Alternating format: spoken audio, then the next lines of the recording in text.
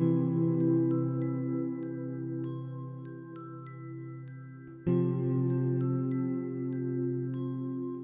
was an artist before I was a monk. I was an artist while I was a monk, and I'm an artist, since I stopped being a monk.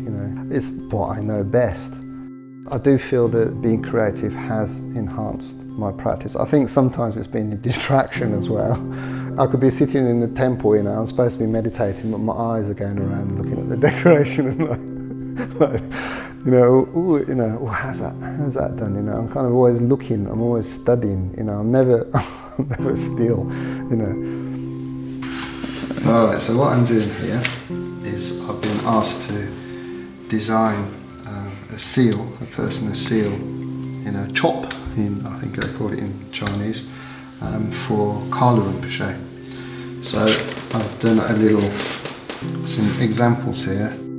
Here is written Kalu in Tibetan. So what I've done is that I'm working this into a seal design. This is what I've decided to do. Something quite strong, but suitably rounded at the edges so it's not too harsh. And I'm just mapping in the straight lines before I will ink in the whole thing. When I was a monk, one of the jobs I had was to work copying ancient texts page by page, and the standard of the calligraphy had to be good from the very beginning to the very end of the text, and sometimes the texts would take a year to complete. And I noticed that if I had any emotion inside, this would reflect in the writing. Because of this, it measured my state of mind, my emotion. And these days, when I'm executing large pieces of calligraphy, you need the same sort of clear mind, no distraction. People want a quick fix and be able to do something straight away, but it takes time and it takes commitment to get something valuable. People are scared of commitment, and there's a general misunderstanding of committing to something, that it's like chaining you to something. But actually, it's commitment that gives you freedom. It's knowing something inside out that allows you to be more relaxed and to be more free. The classic example is like trying to sew with a two-pointed needle. It doesn't go through the cloth. You know what I mean? You have to be one-pointed about something.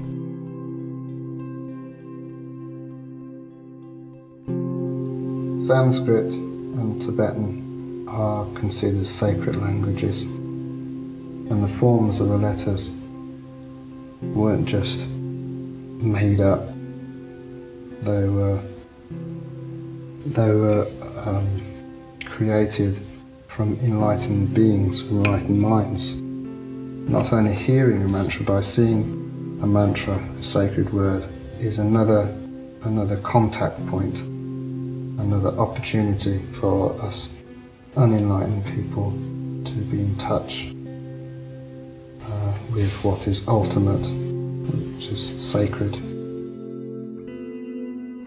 With my artwork, I don't want to be too obviously, preaching a Buddhist thing. I don't want that. I don't believe it's good to preach, but for sure it does give a window and an opportunity for people to see something else.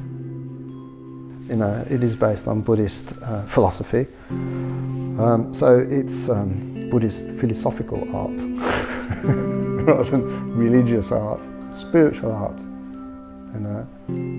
Humanistic art, because it's addressing us as human beings.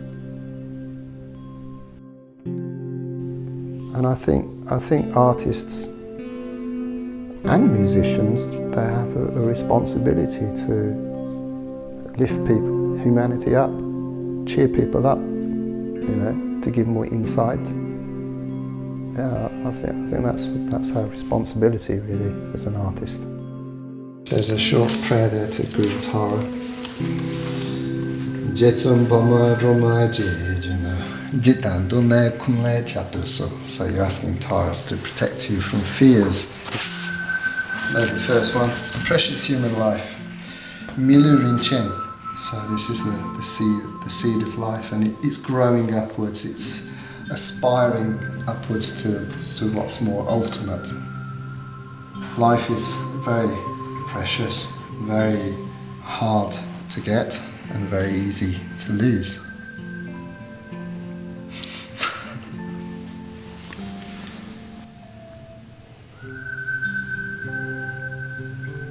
This in Tibetan, mitakpa, means impermanence. You know, everything changes all the time. And if you look very, very carefully, the bases of the letters are in decay.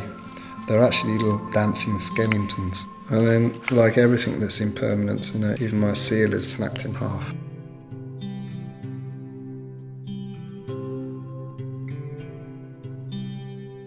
This says karma, and then piled above the word karma, it looks like a bit like a brain, you know, but it's a big heap of everything here. Says cause and effect.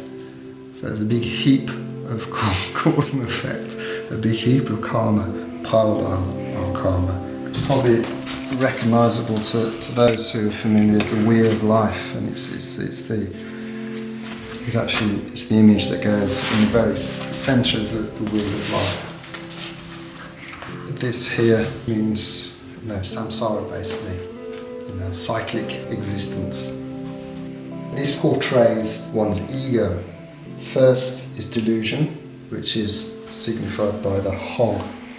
Secondly is greed and attachment, signified by the cockerel. And thirdly is hate and aversion, which is signified by the sneaky snake. Each of these aspects of ego is seen to be feeding on each other. I can never just say, oh, that's it, I finished now. I want to learn all the time and keep going and keep learning, and it will just keep improving. I hope so.